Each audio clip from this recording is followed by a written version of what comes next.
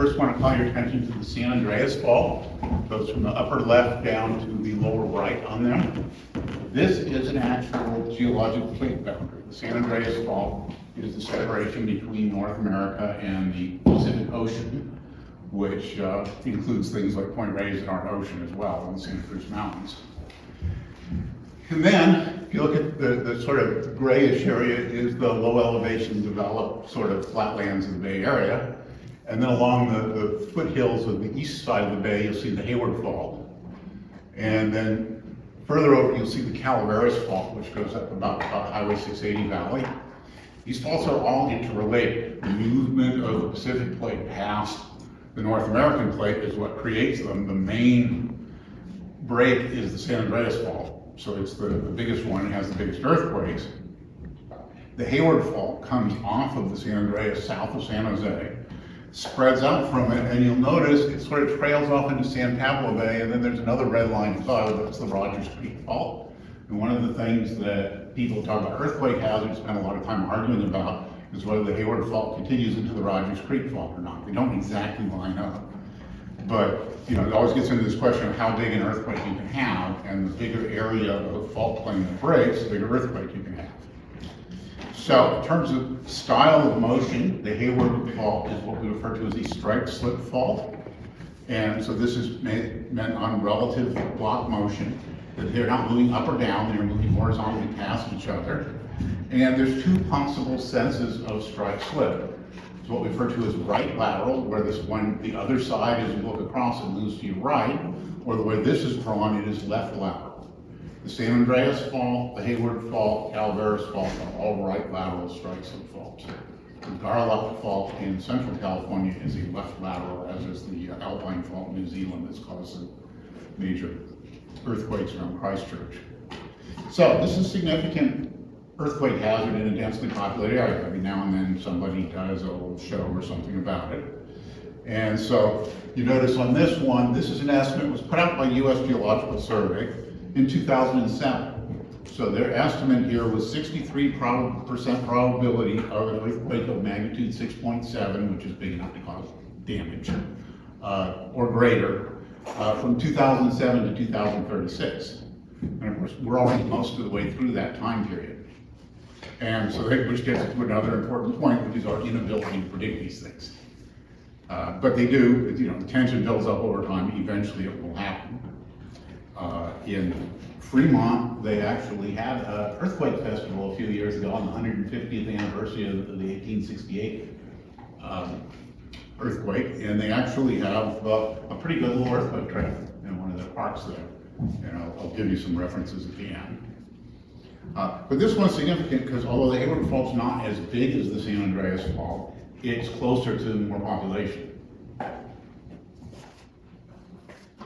So this is the Alameda County Courthouse in San Leandro. After the earthquake of October 21st, 1868, the inset photo shows it before the earthquake. But big problem, so the question is, how big an earthquake was it? This was known as the Great San Francisco Earthquake until 1906.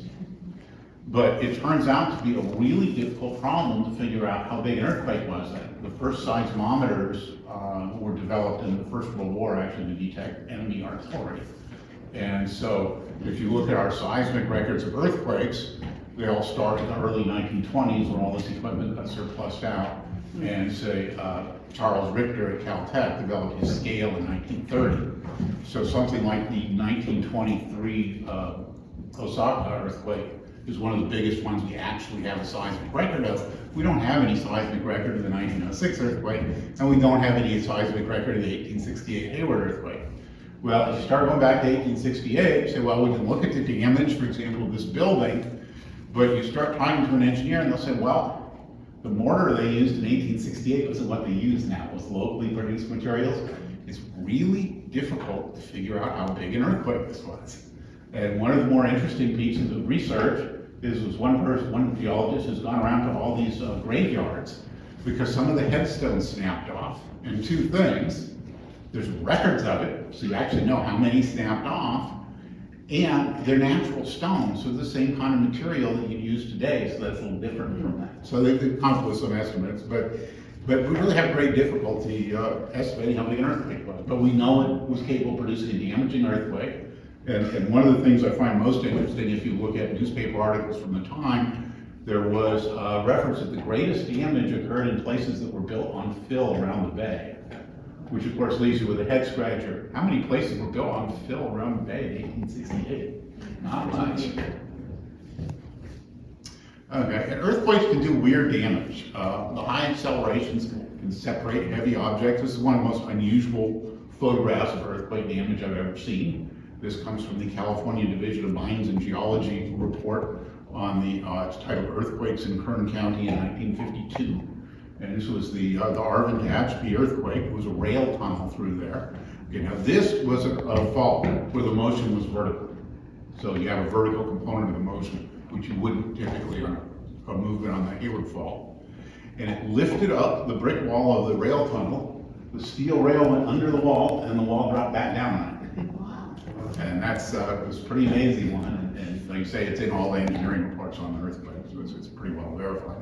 Because of course, people also, you know, it was a really famous picture after the 1906 earthquake in Olima of a cow's tail sticking out of one of these fissures that formed in the earth. And it's kind of interesting, I've seen modern books saying, well, they think it was hoaxed and everything. If you actually go to the Marin County Historical Society, look at the Marin Journal, there's a bunch of people admitted they went to the butcher shop, got this tail and stuck it in there.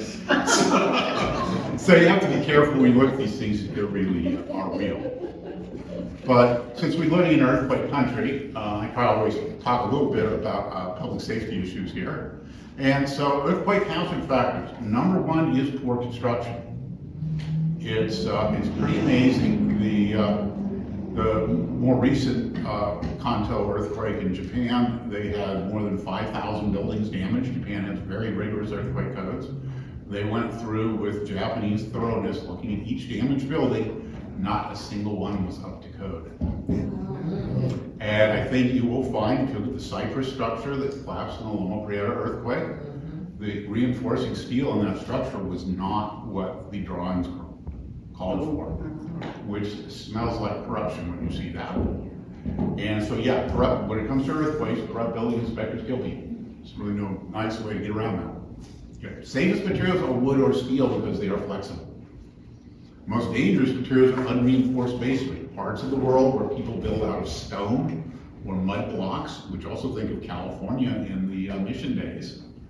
People build out of that kind of thing. That's extremely dangerous.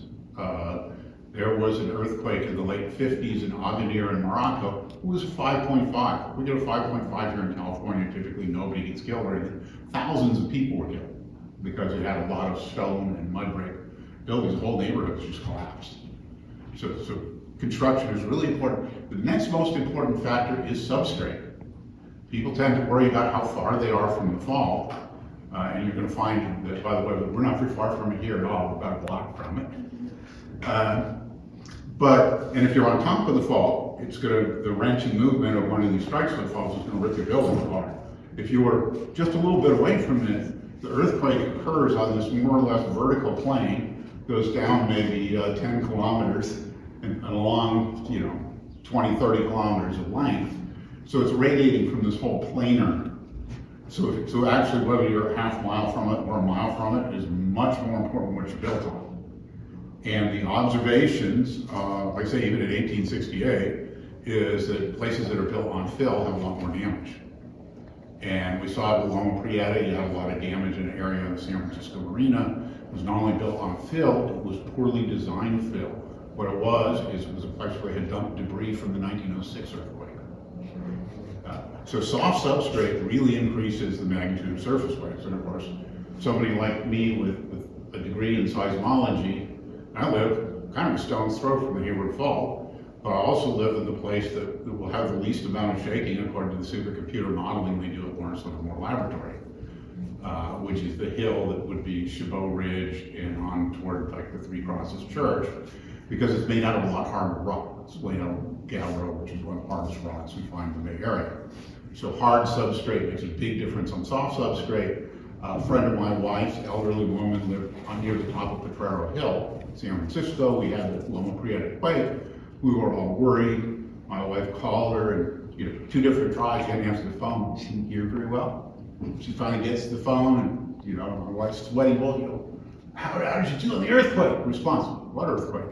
Well, that's what happens when you're up on the top of the hill, house foundation probably sitting right on bedrock, hard ground. So the same thing that caused all that damage in San Francisco Marina, which was further from the center of the Potrero Hill is, you feel it. So substrate is really important, and like I say, these areas right on the bay with Bill, like Foster City, are risky.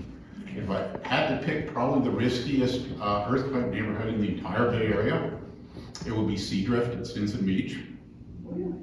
Reason, and this is a place you're not going to see a house in Seadrift for less than $2 million. But if you look at it, if I go back a couple here, if you look at where the San Andreas Fault goes, it goes right under Bolinas Lagoon. So Stinson Beach, you have essentially bottomless sand, there's no bedrock there. You have ocean on one side, lagoon on the other. What happened to that sand spit in 1906? The answer, it liquefied, flattened out, and there was open water from the ocean into Bolinas Lagoon. Likely will happen again if it was repeated. So, which is interesting, is compared to some other considerations, like flooding is typically ends up, the flood hazard is in poor neighborhoods typically. Earthquakes are not that way.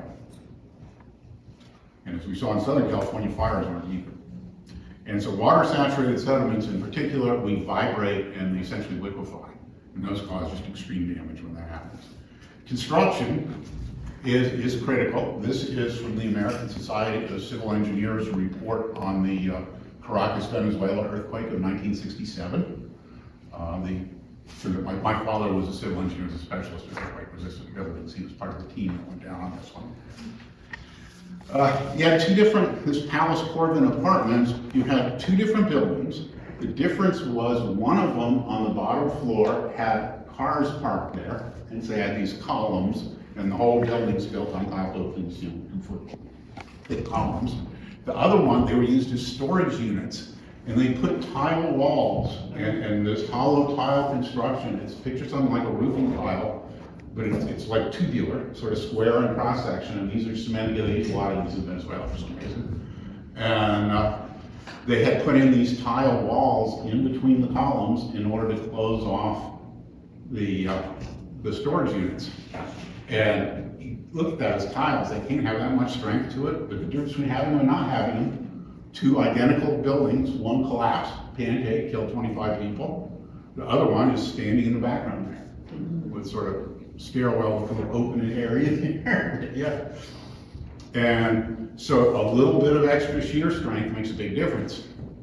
When I manned a booth for the